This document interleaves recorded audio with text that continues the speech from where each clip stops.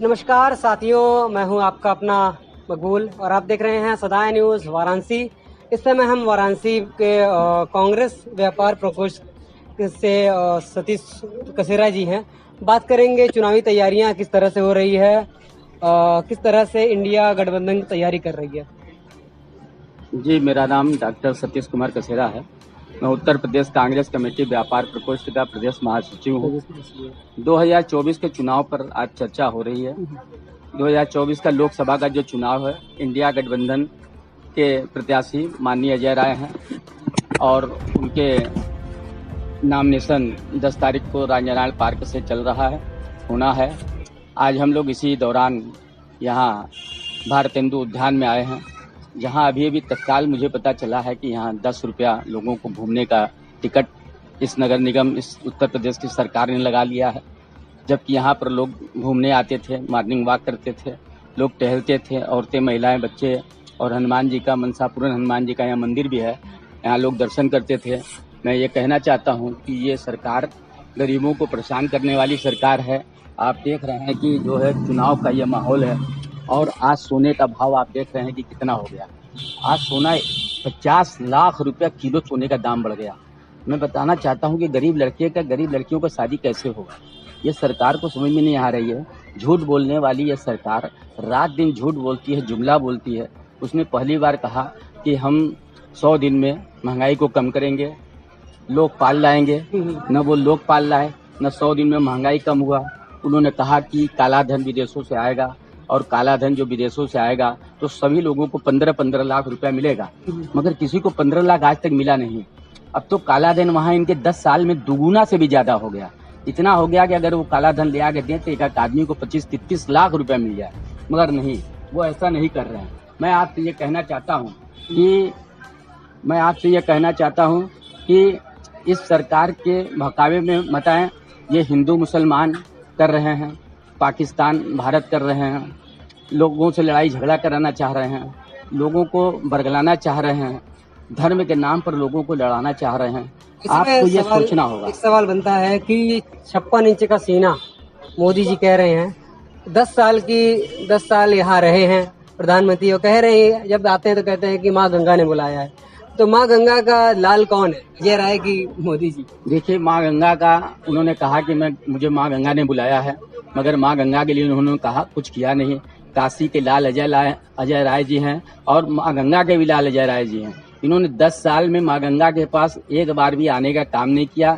एक बार विदेश के प्रधानमंत्री को लेकर के आए थे, शिबो आम्बे जी को, और वो उनको बजड़े पर बैठा करके दर्शन करा के चले गए। उसके बाद आज तक वो देखे नहीं। सबसे बड़ी बात है कि आज महंगाई से लोग इतना ज्यादा त्रस्त हैं कि लोगों को विकल्प चाह रहा है। लोग देख रहे हैं कि सरकार न तो नौकरी दे रही है, न लोगों को रोजगार दे रहा है। अग्निवीर की योजना 4 साल इन्होंने चलाया, और 4 साल के बाद जो अग्निवीर आज खाली पड़े हैं वो सड़क सड़क घूम रहे हैं, कटोरा लेके बैठे हैं, किसी दुकान पर नहीं जा पा रहे हैं, न कोई दुकानदार उनको रख रहा है, क्योंकि वो सेना के लोग थे। अब दुकानदार सेना के लोगों को रखना नहीं चाहता, और 4 साल के अग्निवीर आज बेकार होकर के घूम रहे हैं।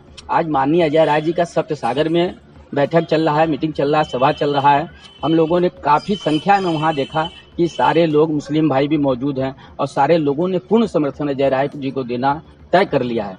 ये इस बार 2024 का जो चुनाव है, तीसरी बार नरेंद्र मोदी जी जीतने नहीं जा रहे हैं। बनारस का लाल जीतेगा, अजय राय जीतेगा, क्योंकि सभी वर्गों का समर्थन इनको है अजय राय जी को। ऐसे में ये उनके मंत्री, माननीय मोदी जी के मंत्री हैं ओम प्रकाश राजभर जी, उन्होंने एक बयान दिया है कि जो राम को लाए हैं हमको लाएंगे, और जो राम को लाए उनको लाने का जनता मूड बना चुकी है। देखिए, सबसे बड़ी बात है कि अभी कुछ दिन पहले आपने देखा होगा कि राजभर जी बार बार यही योगी जी को गरियाते थे और कहते थे कि योगी जी को हम नाश कर देंगे, विनाश कर देंगे। समाजवादी पार्टी में चले गए थे, अब फिर वो योगी जी के पार्टी में आ गए हैं, और उनको डर सता रहा है कि कहीं हम राम राम नहीं करेंगे तो ये योगी जी हमको भी कहीं अतीक अंसारी की तरह और उनके साथ अंसारी की तरह मिट्टी में न मिला दिया जाए। आपने देखा कि इन्होंने सदन के अंदर कहा कि मिट्टी में मिला दिया जाएगा बदमाशों को। हाँ, ये बयान दिया था, ये बयान उन्होंने दिया। तो आपने देखा कि अतीक अंसारी हैं और वो गाजीपुर के हमारे सांसद, क्या नाम है उनका, गाजीपुर के जो अफजल अंसारी साहब हैं, अंसारी के भाई, उनको जेल में ही मार दिया गया, उनकी मिट्टी देने लोग आए तो मिट्टी नहीं देने दिया गया। तो ये सरकार से कौन लड़ सकता है? ये सरकार से सिर्फ कांग्रेस लड़ सकती है, समाजवादी पार्टी और गठबंधन के लोग लड़ सकते हैं। इन्हें हमको बताना होगा कि आप मिट्टी में मिलाने की बात कर रहे हो, आप रोजगार देने की बात नहीं कर रहे हो, आप ये बात नहीं कर रहे हो कि गरीबों का भला कैसे होगा। ये छोटा सा ये भारतेंदु पार्क है, यहाँ आपने टिकट लगा दिया, अब 10-10 रुपया जो देगा वो जाएगा। बताइए, टहलने के लिए, स्वास्थ्य बनाने के लिए पार्क बना था, न कि पैसा वसूल करने के लिए। नगर निगम आज यहाँ पैसा वसूल रहा है, 10 रुपया टिकट है। अभी मैंने पता किया, बच्चा यादव कोई नगर निगम से, उनको ही ठेकेदारी मिली हुई। ऐसे में किस तरह से देख रहे हैं कि तमाम तैयारियां हो रही थी, तमाम पार्टियां, बसपा भी चुनाव लड़ रही हैं, किस तरह से वोटों का ध्रुवीकरण होगा? किस तरह से देखिए, बसपा पार्टी जो है भारतीय जनता पार्टी की बी टीम है। कई बार बसपा और भारतीय जनता पार्टी ने सरकार बनाया। आपको याद होगा, मायावती जी सब सरकार में 6 महीने का उन्होंने 2.5 साल का किया कि 2.5 साल भाजपा के लोग रहेंगे, 2.5 साल मायावती बसपा के लोग रहेंगे। फिर बसपा ने धोखा उनको दे दिया। तो एक तरीके से ये उनकी बी टीम है, जानबूझ के वोट काटने के लिए कि मुस्लिम का वोट काटेंगे, दलित का वोट काटेंगे। इस वोट काटने के लिए बसपा को खड़ा किया गया है। और भी साधु संत जो लड़ रहे हैं उनको भी इसीलिए खड़ा किया गया है कि ज्यादा से ज्यादा अजय राय जी का वोट कटे और नरेंद्र मोदी जी जीते। जबकि पूरे देश का जो चुनाव हो रहा है, इससे संदेश जा रहा है कि जो एनडीए 150 से 160 सीट पर सिमटने जा रही है और कांग्रेस गठबंधन जो है ये 290 से 300 सीट तक जीतने जा रहा है। ऐसे में अतहर जमाल लहरी यहाँ के प्रत्याशी वाराणसी से, उन्होंने अजय राय वो भाजपा का बताया कि वो भाजपा के आदमी है और भाजपा के लोगों को हराने के लिए आए हैं। नहीं, ठीक बात, आप ठीक बात कर रहे हैं। लारी जी जो है बी टीम में काम कर रहे हैं और मुसलमान का वोट सिर्फ काटने के लिए वो खड़े किए गए हैं कि मुसलमान के। अतहर जमाल लारी बनारस से एक बार नहीं कई बार लड़ चुके हैं।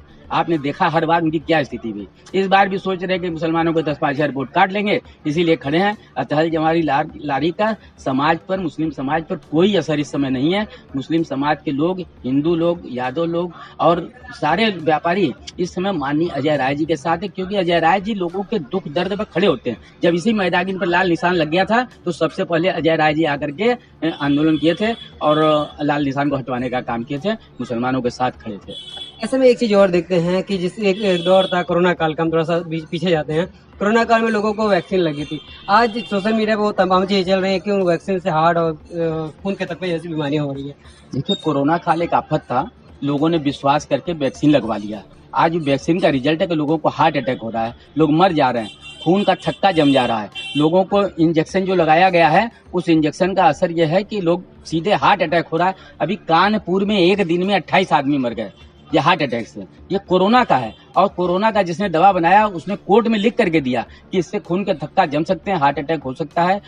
51 करोड़ रुपया लेकर के भारतीय जनता पार्टी ने उसको वैक्सीन बनाने का और वैक्सीन का इजाजत दिया कि वैक्सीन लगाया जाए, मगर उस वैक्सीन से लोगों को हार्ट अटैक हो रहा है। जिन लोगों ने वैक्सीन लगाया है वो लोग खटाखट मर रहे हैं। 28 लोगों का कानपुर में एक दिन में मरना बड़ी बात है, ये संजोग नहीं हो सकता। तो कोरोना काल में जो वैक्सीन लगा है उसका साइड इफेक्ट सामने दिखाई पड़ रहा है। आगे क्या होगा ये तो वक्त बताएगा। बहुत अच्छा लगा बात करके।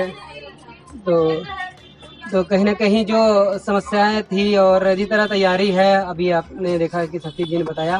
तो वीडियो अच्छी लगी तो चैनल को लाइक करें, सब्सक्राइब करें, दोस्तों में शेयर करें।